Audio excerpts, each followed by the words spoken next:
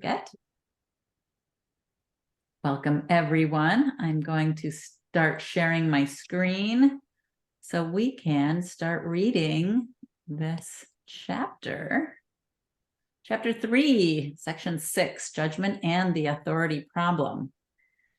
We have already discussed the last judgment, but in insufficient detail. After the last judgment, there will be no more. Judgment is symbolic because beyond perception, there is no judgment.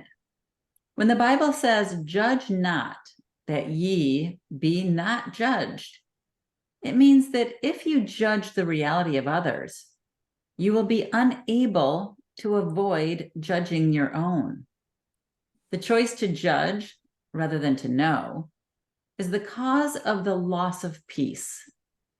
Judgment is the process on which perception, but not knowledge, rests. I have discussed this before in terms of the selectivity of perception, pointing out that evaluation is its obvious prerequisite. Judgment always involves rejection. It never emphasizes only the positive aspects of what is judged, whether in you or in others. What has been perceived and rejected, or judged and found wanting, remains in your mind because it has been perceived. One of the illusions from which you suffer is the belief that what you judged against has no effect. This cannot be true unless you also believe that what you judged against does not exist. You evidently do not believe this, or you would not have judged against it. In the end, it does not matter whether your judgment is right or wrong. Either way, you're placing your belief in the unreal. This cannot be avoided in any type of judgment because it implies the belief that reality is yours to select from. You have no idea of the tremendous release and deep peace that comes from meeting yourself and your brothers totally without judgment. When you recognize what you are and what your brothers are, you will realize that judging them in any way is without meaning. In fact, their meaning is lost to you precisely because you are judging them. All certainty comes from the belief that you are under the coercion of judgment. You do not need judgment to organize your life, and you certainly do not need it to organize yourself. In the presence of knowledge, all judgment is automatically suspended. And this is the process that enables recognition to replace perception. You are very fearful of everything you have perceived, but have refused to accept. You believe that because you have refused to accept it, you have lost control over it. This is why you see it in nightmares or in pleasant disguises in what seem to be your happier dreams. Nothing that you have refused to accept can be brought into awareness. It is not dangerous in itself, but you have made it seem dangerous to you. When you feel tired, it's because you have judged yourself as capable of being tired. When you laugh at someone, it is because you have judged him as unworthy.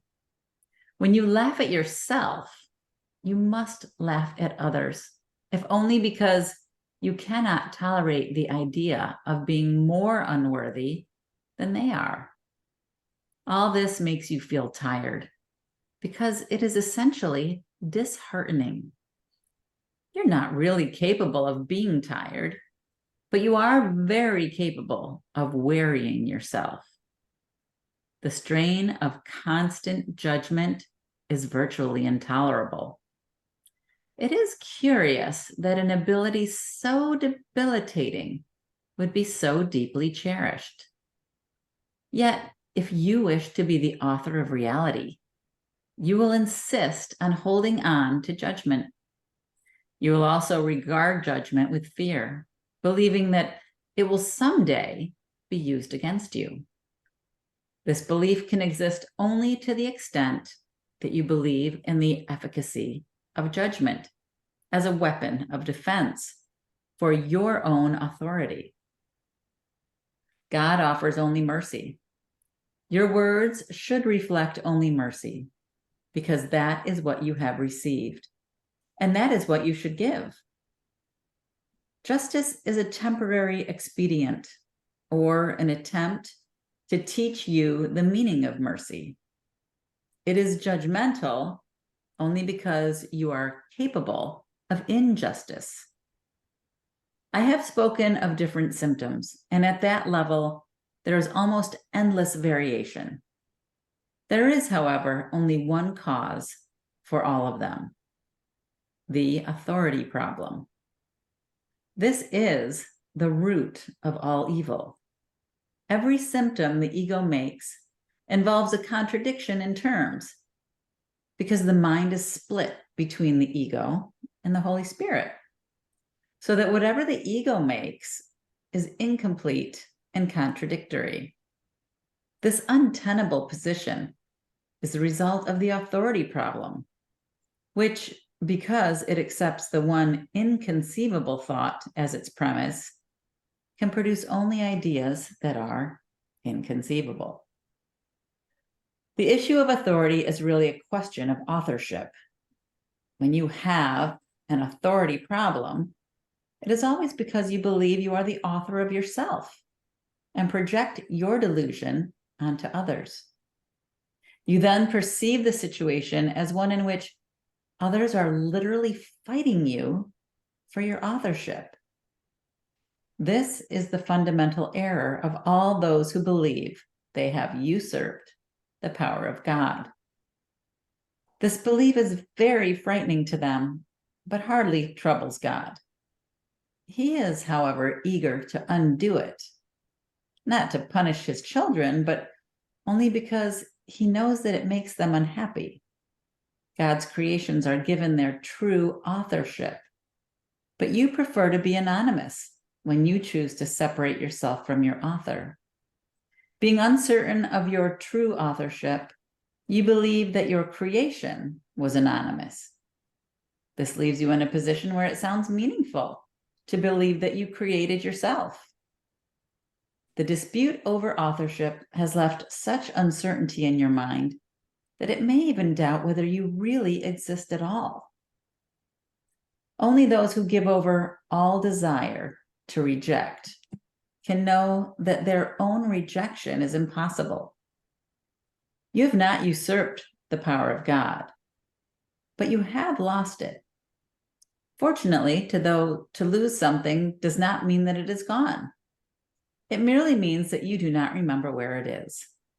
Its existence does not depend on your ability to identify it or even to place it. It is possible to look on reality without judgment and merely know that it is there. Peace is a natural heritage of spirit. Everyone is free to refuse to accept his inheritance. But he is not free to establish what his inheritance is. The problem everyone must decide is the fundamental question of authorship. All fear comes ultimately, and sometimes by way of very devious routes, from the denial of authorship. The offense is never to God, but only to those who deny him. To deny his authorship is to deny yourself the reason for your peace, so that you see yourself only in segments. This strange perception is the authority problem. There's no one who does not feel that he is imprisoned in some way. If this is the result of his own free will, he must regard his will as not free, or the circular reasoning in this position would be quite apparent. Free will must lead to freedom. Judgment always imprisons because it separates segments of reality by the unstable scales of desire. Wishes are not facts. To wish is to imply that willing is not sufficient.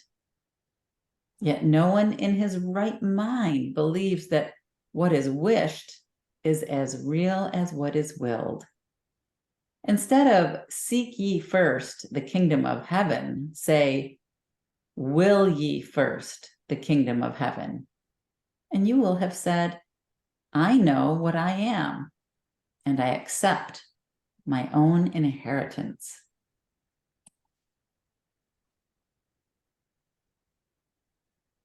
Okay. Very well read. Oh, thanks, Freddie.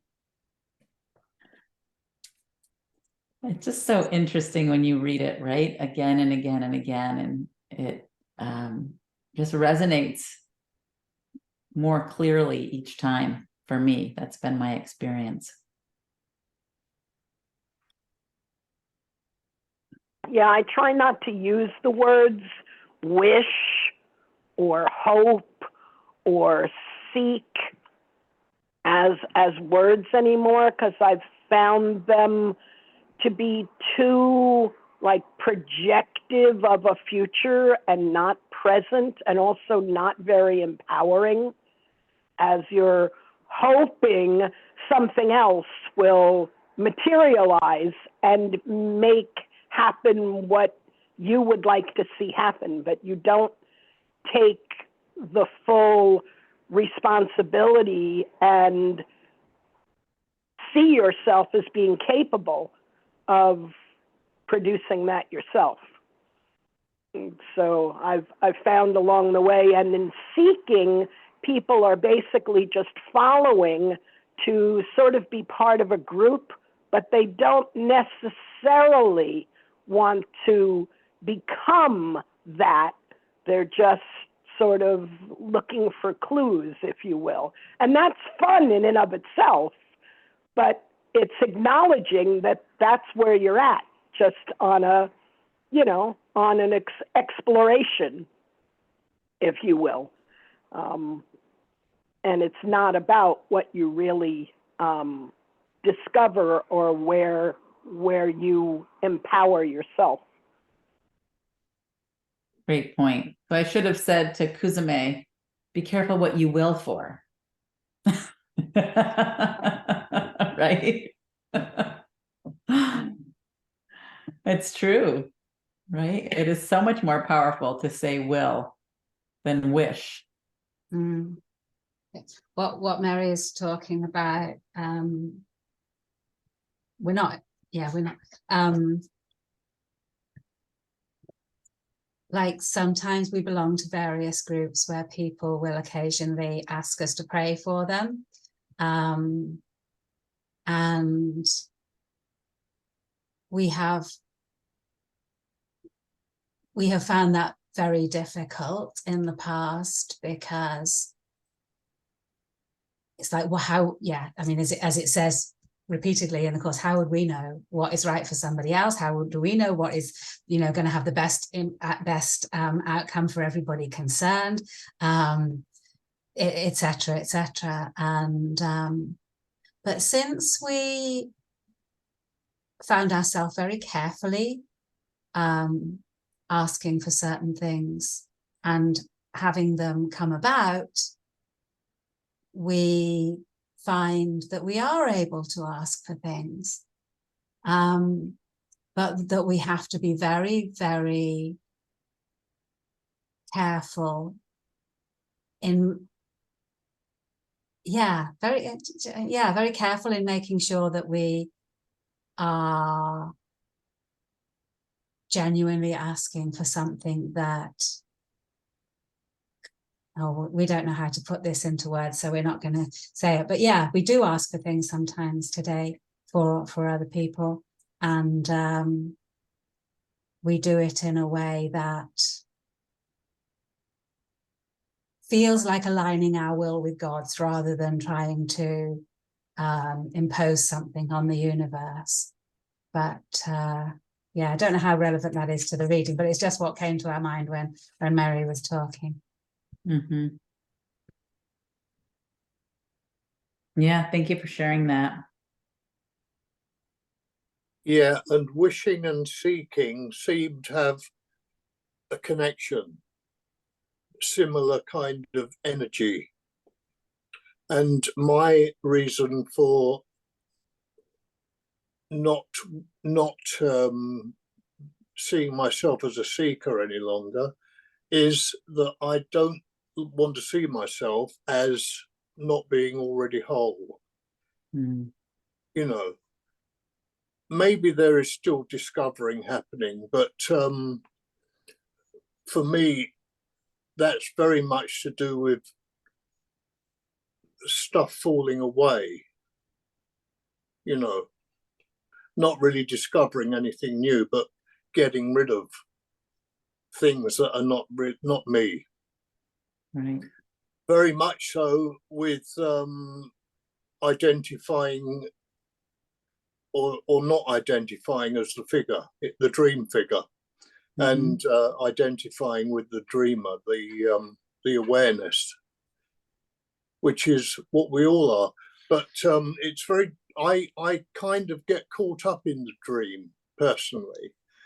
Instead of seeing the awareness in everybody, I tend to focus on the appearance, which of course is all part of the illusion. But I'm at a position of trying to remind myself not to fall into that trap and not to make the dream real. That's right. Relate to something that we were saying before, what we were saying about like needing somebody to forgive. It's like it's almost easier not to be drawn into the dream when the dream isn't going the way you want it to. When it's all going well and it's all kind of peaceful and easy, it's very easy to sort of get complacent and just be like, yeah. But when things are happening that are uncomfortable or want to invoke fear in us, or sorry, want to, as if the things want to, yeah, or that we feel tempted to have a fearful response to, that's when that's when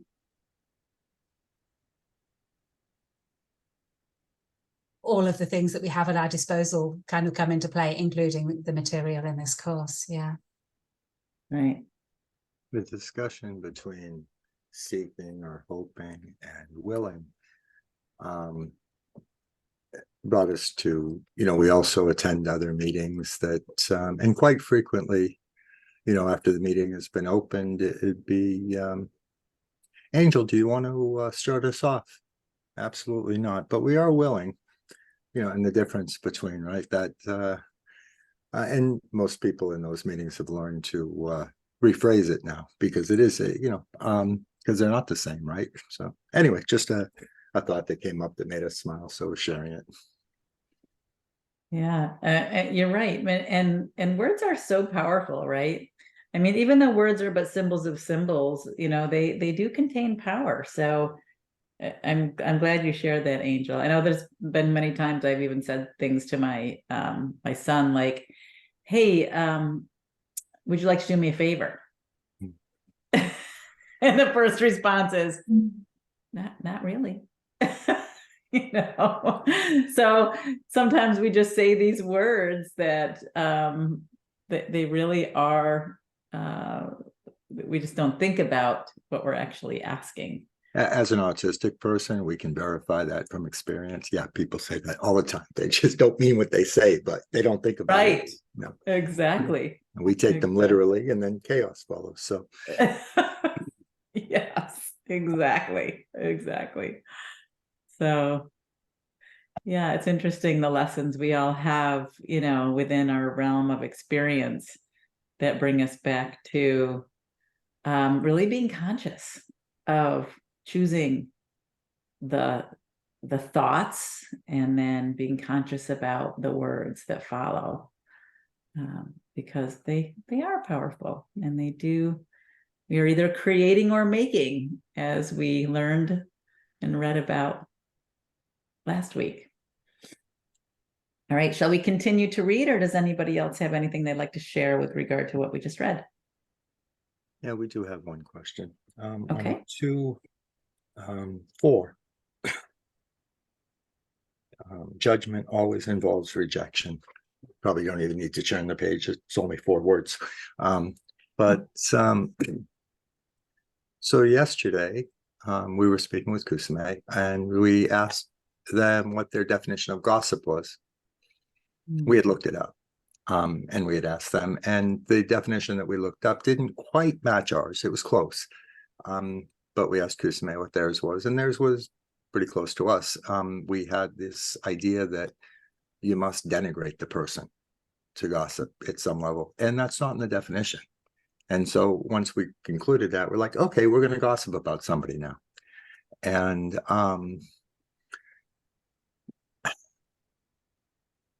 And we made a judgment about this person for certain. However, the judgment and the reason we were sharing, because we thought what they did was wonderful, and we judged them as kind and, like this. And so judgment always involves rejection. We did, in fact, judge them.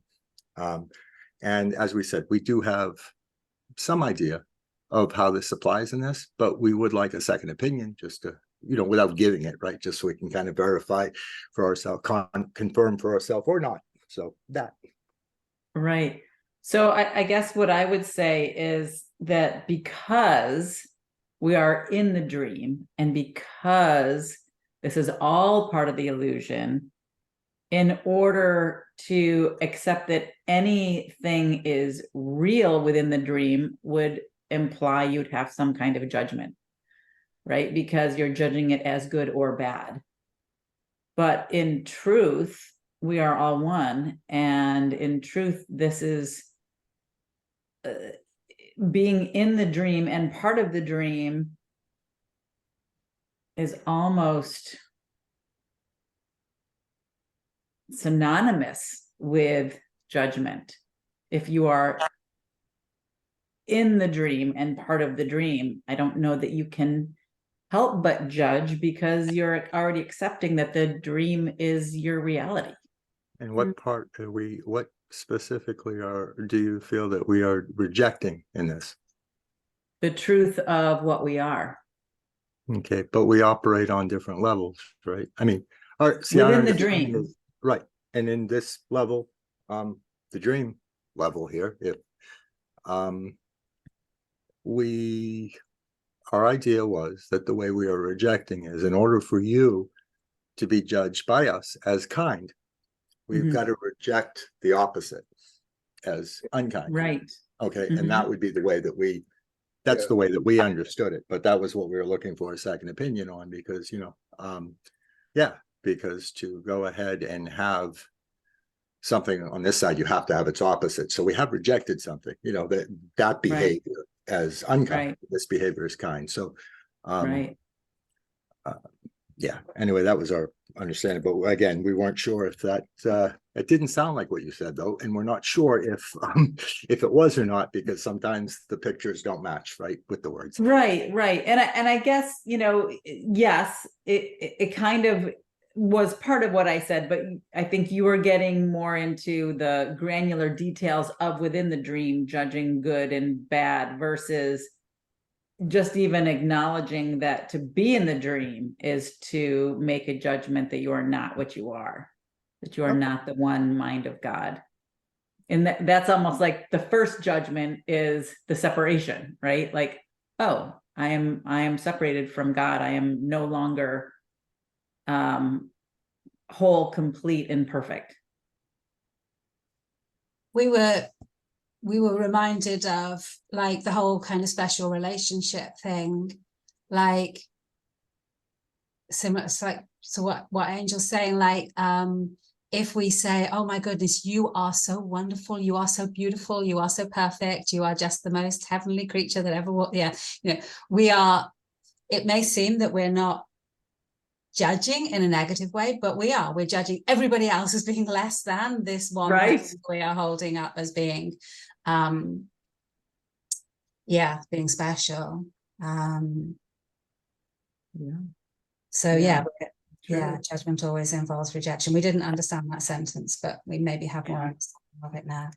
Yeah, The whole thing about evaluation within the dream is it's very tricky, because the whole thing about evaluation of good to bad is it's all a problem for it's what the ego loves, to see things as good and see things as bad. It's what makes the ego.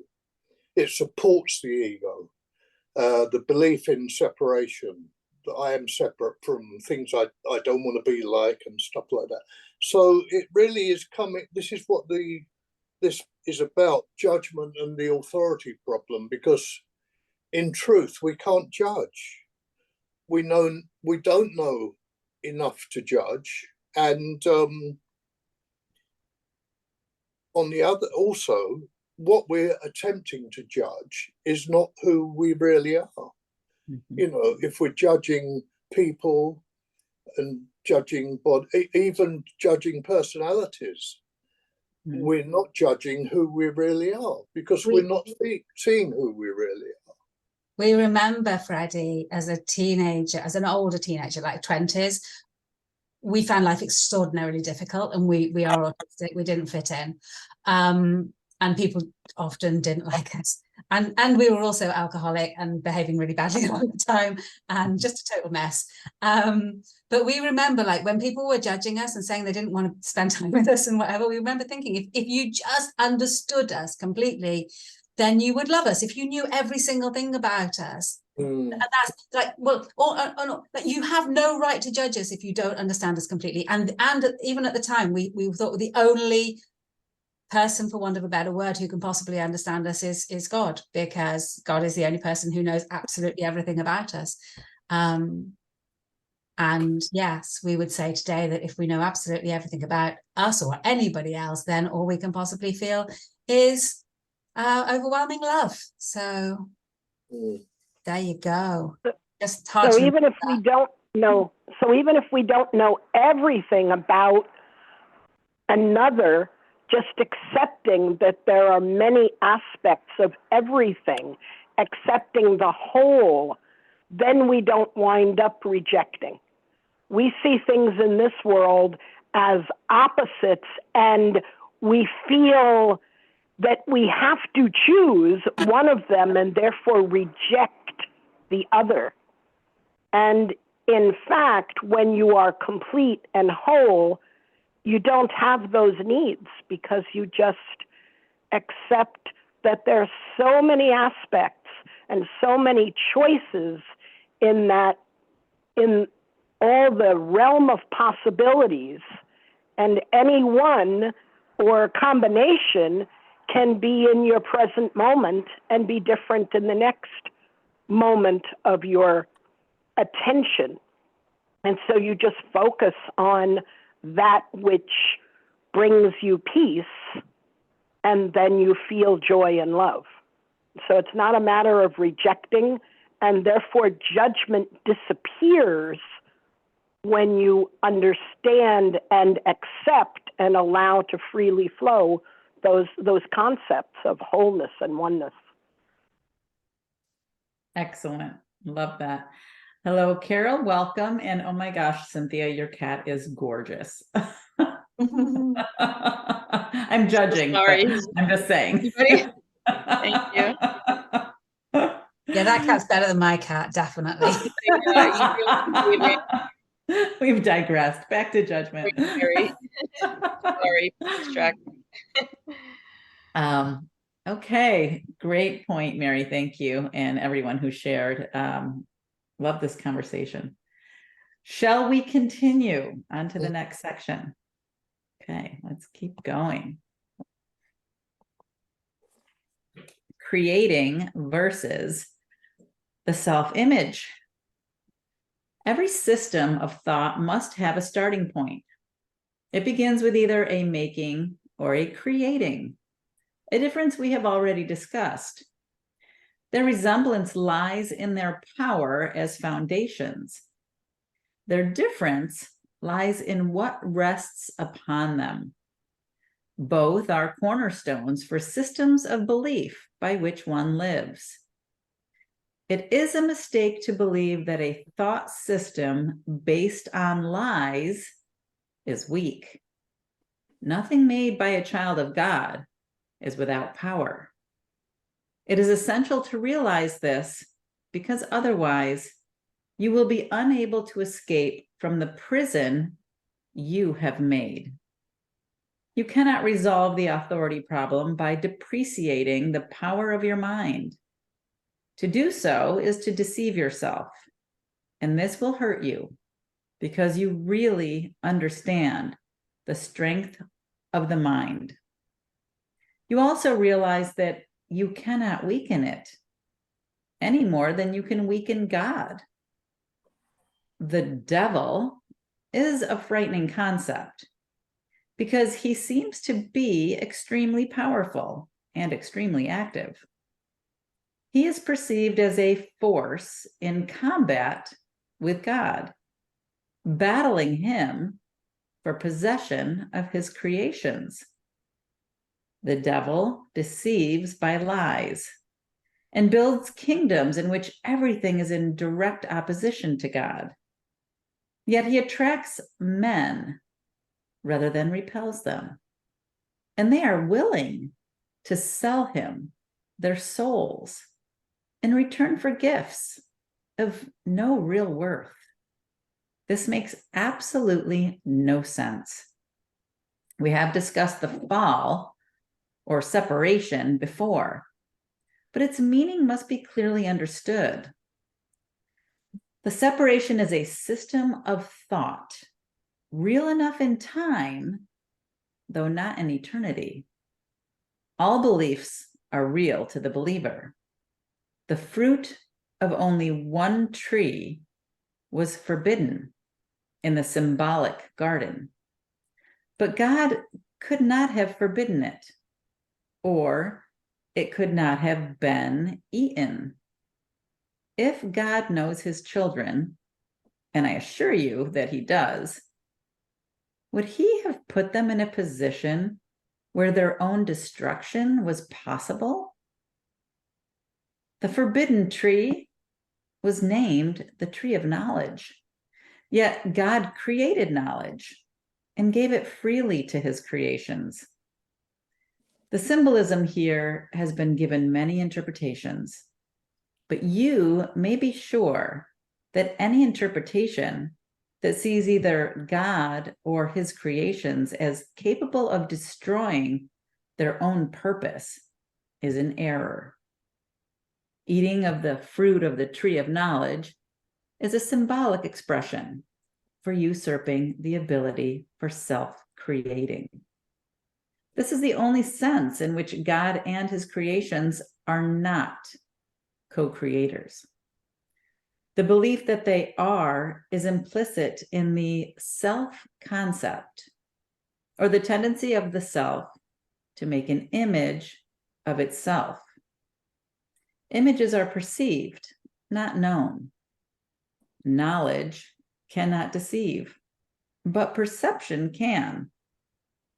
You can perceive yourself as self-creating, but you cannot do more than believe it. You cannot make it true. And as I said before, when you finally perceive correctly, you can only be glad that you cannot. Until then, however, the belief that you can is the foundation stone in your thought system, and all your defenses are used to attack ideas that might bring it to light. You still believe you are an image of your own making. Your mind is split with the Holy Spirit on this point, and there is no resolution, while you believe the one thing that is literally inconceivable. That is why you cannot create and are filled with fear about what you make. The mind can make the belief in separation very real and very fearful. And this belief is the devil. It is powerful, active, destructive, and clearly in opposition to God, because it literally denies his fatherhood. Look at your life and see what the devil has made. But realize that this making will surely dissolve in the light of truth, because its foundation is a lie. Your creation by God is the only foundation that cannot be shaken, because the light is in it. Your starting point is truth, and you must return to your beginning. Much has been seen since then, but nothing has really happened. Yourself is still in peace, even though your mind is in conflict. You've not yet gone back far enough, and that is why you become so fearful. As you approach the beginning, you feel the fear of the destruction of your thought system upon you, as if it were the fear of death. There is no death, but there is a belief in death. The branch that bears no fruit will be cut off and will wither away. Be glad. The light will shine from the true foundation of life, and your own thought system will stand corrected.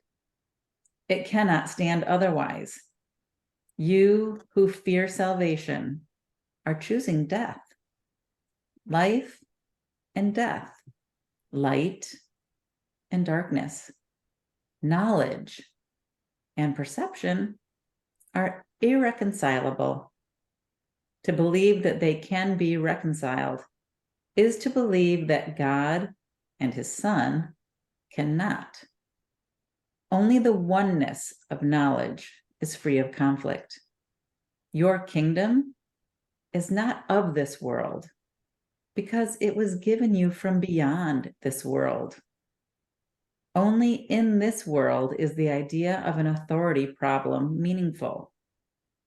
The world is not left by death, but by truth. And truth can be known by all those for whom the kingdom was created and for whom it waits.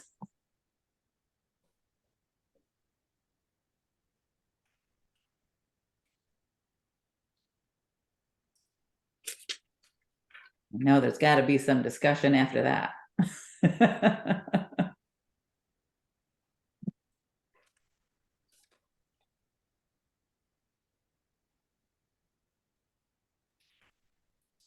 I think it explains extremely difficult things to explain.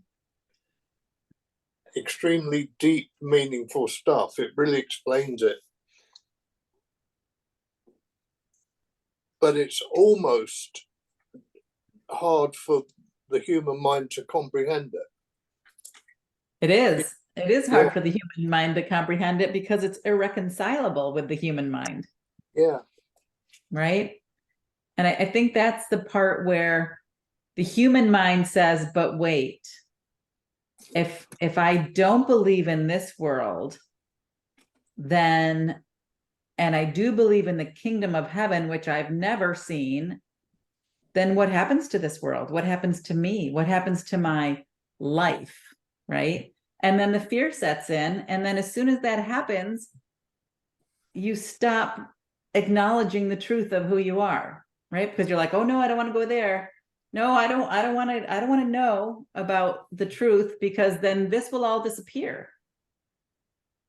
And we're so afraid of letting go of what we know to be true, which is really a lie, and having faith that we are part of the mind of God and that the kingdom of heaven is our natural inheritance. We can't conceive of what that is, because it can't be reconciled with illusion. Truth and illusion can't be reconciled. So you just have to have faith. I don't feel That's the right. fear. Carry on, Mary. No, I was just going to say that's why I try not to explain things in opposites like that.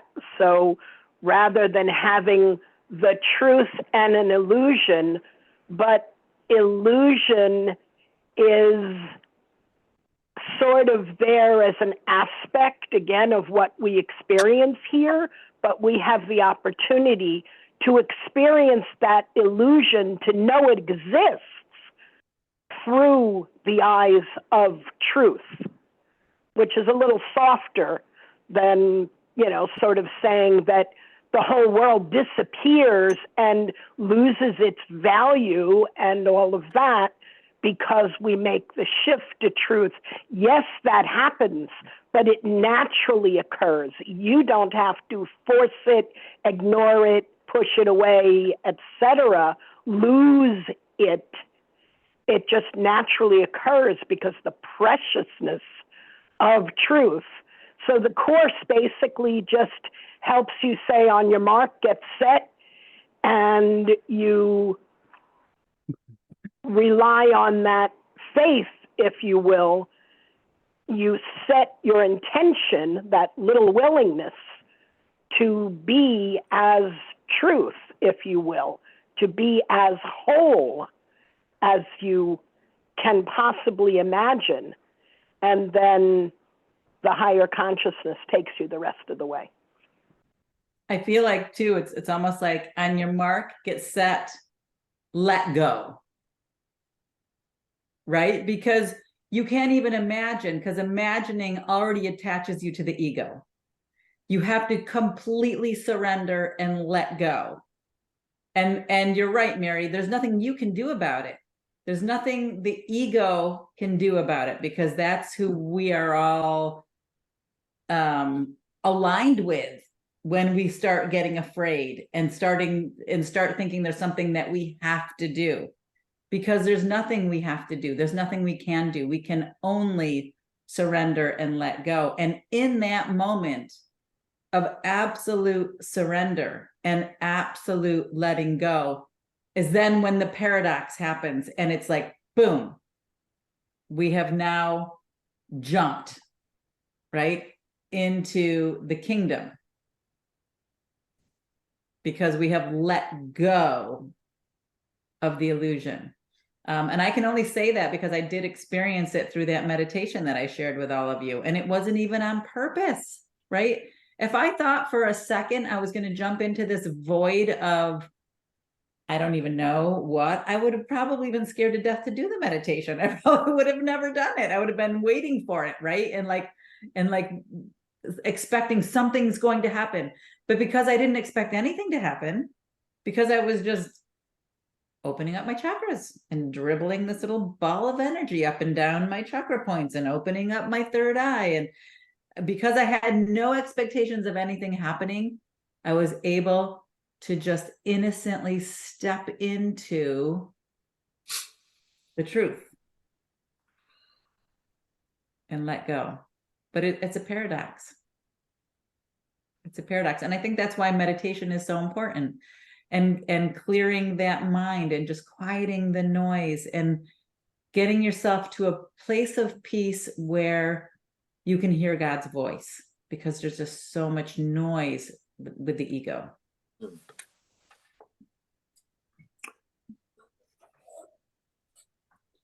But how peaceful is surrender in everything that you do, whenever the choice is made to surrender to what is. Right. You can only experience peace, can't you? You need do nothing. And all of a sudden the weight of the world is lifted off your shoulders. You're like, oh, I don't have to do anything. That's amazing. That's so good. I want to do nothing. But you seem to suggest that there was fear experienced in the looking towards the real world. There was, right, when I jumped into that place, it wasn't fear initially.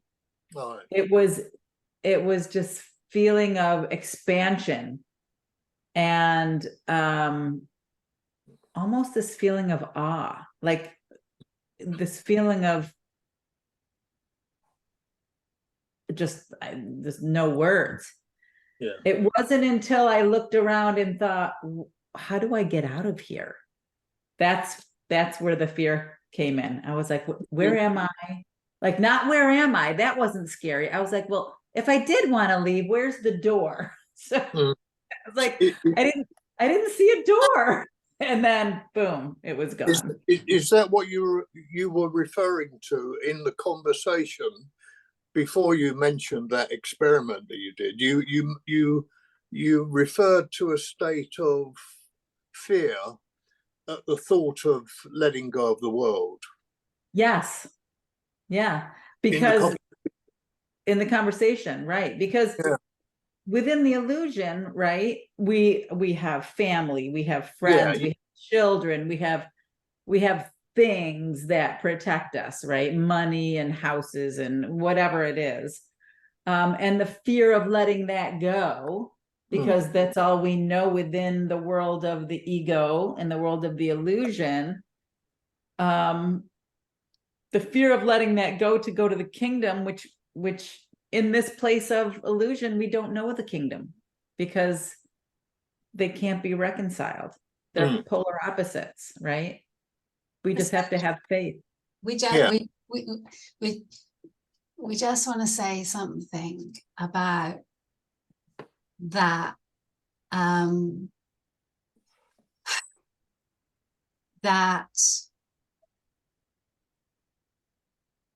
idea that, yeah, in when we are seeing the illusion, that we don't know the kingdom, we feel we also have never left the kingdom. Right. We also, it is also eternal, and so it is also actually, we would say now that it is, even when the illusion is happening or appears to be happening, it is still more real than the illusion that we're kind of believing in and sustaining by our belief in it. And regarding truth, yes, for us, when we can get into frustration at how we believe lies, how we fall into the illusion, how we get absorbed in the illusion, one of the things that reassures us is the knowledge that truth is true, that the truth is so much more powerful, it is so much stronger, it is so much, it is like this is nothing compared to that. And so a mouse roaring at the universe. Yeah, thank you. Yeah, thank you for sharing that. And I think too, you know, once we have these little experiences over and over and over again, we realize, oh, there is something more. This illusion isn't it.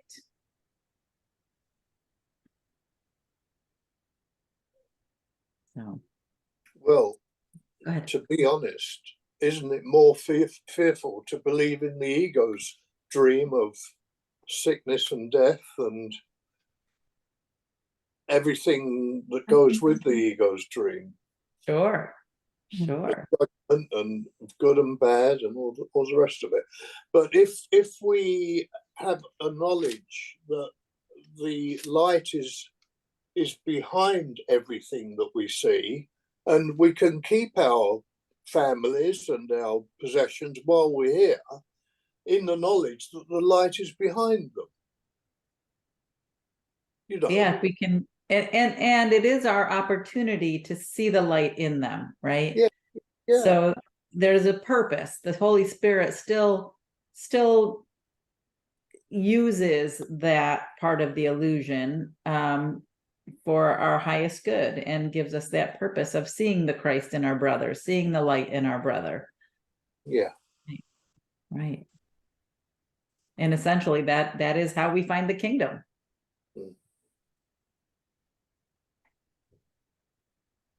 Thank you. Fabulous. Yeah, thank you for sharing that, Freddie. All right, shall we read one more section, which would be the introduction to chapter 4, Yeah. the illusions of the ego. Let's jump into that.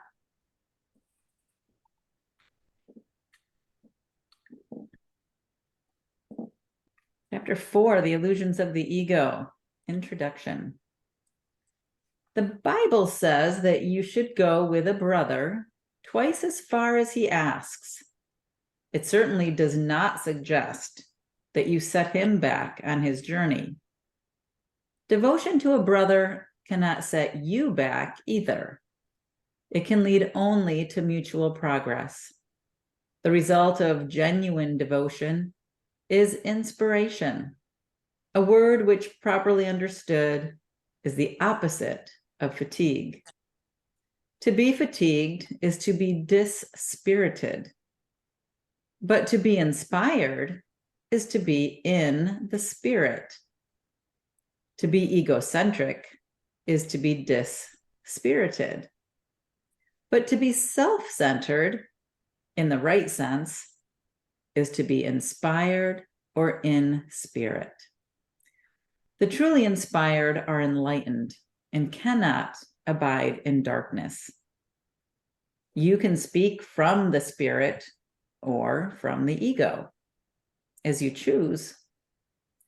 If you speak from spirit, you have chosen to be still and know that I am God. These words are inspired because they reflect knowledge. If you speak from the ego, you are disclaiming knowledge instead of affirming it, and are thus dispiriting yourself. Do not embark on useless journeys, because they are indeed in vain. The ego may desire them, but spirit cannot embark on them because it is forever unwilling to depart from its foundation. The journey to the cross should be the last useless journey. Do not dwell upon it, but dismiss it as accomplished. You can accept it as your own last useless journey. If you can accept it as your own last useless journey, you are also free to join my resurrection. Until you do so, your life is indeed wasted. It merely reenacts the separation, the loss of power, the futile attempts of the ego at reparation, and finally, the crucifixion of the body, or death. Such repetitions are endless until they are voluntarily given up. Do not make the pathetic error of clinging to the old rugged cross. The only message of the crucifixion is that you can overcome the cross. Until then, you are free to crucify yourself as often as you choose. This is not the gospel I intended to offer you. We have another journey to undertake. And if you will read these lessons carefully, they will help prepare you to undertake it. That's such a powerful section, right? And it just talked about what we were just talking about, Freddie, about seeing the Christ in your brother, right? Mm-hmm.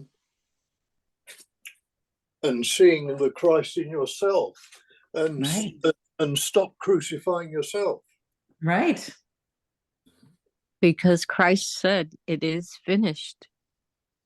Exactly. It's done for us. Exactly. But I think the transformation has to take place within the self. Yeah,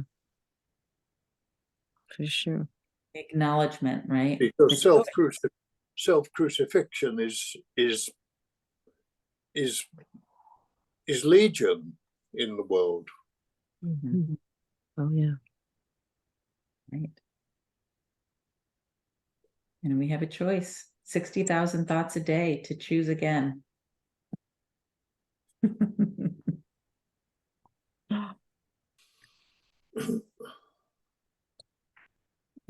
Any other parting thoughts on anything we've read today? Is bringing up anything for anyone?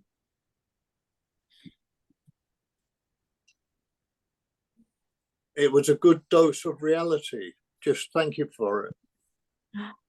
Yeah, it was. I really enjoyed it too. It was. Yes, yes, thank you. And just as a reminder, I will be here next week. But the week after that, I will be in Costa Rica if everything aligns. So yeah, Nice. a week to But share. just for 1 week that you're away, or for 2 weeks? Just for 1 week. It's a 10-day Okay. trip. I leave on a Wednesday and then I'm back again on the following weekend. So I'll be here for the next Monday. Have a wonderful time in Costa Rica. Thank Yeah. you. But I will be here next week. I'll still be here next week. Okay, yeah. Yeah, I'm excited though. Mm. All right. Thanks, everybody. Okay. Yeah, thank you. Okay, Yes, thank great you. conversation. Have a good week. All right, Appreciate it. everyone. Thank you. Thank you. Bye, everyone.